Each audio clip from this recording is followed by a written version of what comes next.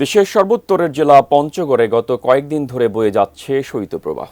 তাপমাত্রা নেমে এসেছে 7-এর ঘরে। কুয়াশা কিছুটা কম থাকলেও উত্তর পশ্চিম দিক থেকে ধেয়ে আসা হিমেল বাতাসে বিপর্যস্ত জনজীবন। আরো জানাতে সরাসরি যুক্ত হচ্ছেন প্রতিনিধি সিদ্ধার্থ কর্মকার।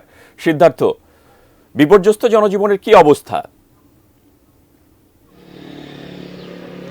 মেহেদী, শুরুতে জানাতে চাই যে আজকে সকালে কিন্তু তেঁতুলিয়া আবহাওয়া পর্যবেক্ষণাগার থেকে রেকর্ড করা হয়েছে 7.3 ডিগ্রি সেলসিয়াস, যা এই মৌসুমের সর্বনিম্ন এবং হতে পারে যে এটা সারা দেশের মধ্যে সর্বনিম্ন তাপমাত্রা।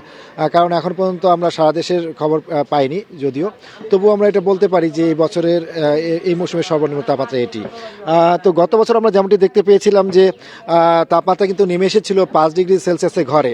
এই বছরও কতটুকু নামে সেটি এখন দেখার বিষয়। এখনও এই মাস এবং ফেব্রুয়ারি মাস, পুরো মাস জুড়ে, দুটি মাস জুড়েই কিন্তু এখনও শীতের যে তীব্রতা এই পঞ্চগড়ের উপর দিয়ে সেটি কিন্তু এখনও বাকি রয়েছে। তো সাধারণ জনজীবনের যে ভোগান্তির যে বিষয়টা সেটি সে কিন্তু না বললেই নয়। বিশেষ করে সাধারণ খেটে খাওয়া মানুষ, তারা কিন্তু চরম বিপাকের মধ্যে রয়েছেন।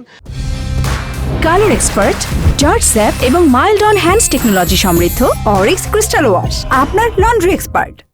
বিশেষ করে পঞ্চগড়ের একটি জনসংখ্যা বড় অংশ যারা কিনা পাথর শ্রমিক, বালু মহলে কাজ করেন, এছাড়া চা বাগানে তারা কাজ করেন দিনমজুর হিসাবে। এছাড়া রিক্সাওয়ালা রয়েছেন যারা দিনমজুর রয়েছেন, যারা কিন্তু বলছেন অনেক বেলা গড়িয়ে গেলেও তারা কিন্তু কাজে যেতে পারছে না ঠিকমতো। এই কারণে কিন্তু তাদের যে আয় রোজগারের মাধ্যম সেটি কিন্তু চরমভাবে ব্যাহত হচ্ছে। তাদের কর্মঘণ্টা নষ্ট হচ্ছে 1 থেকে 2 ঘন্টা তারা কাজে দিতে যাওয়ার কারণে। এই কারণে কিন্তু তারা যেমনটি বলছেন যে শীত বস্ত্রের যে অভাব সেটিও কিন্তু পরিলক্ষিত হচ্ছে। এই কারণে কিন্তু খড়কুটো জ্বালিয়ে তারা শীত নিবারণের চেষ্টা করছেন।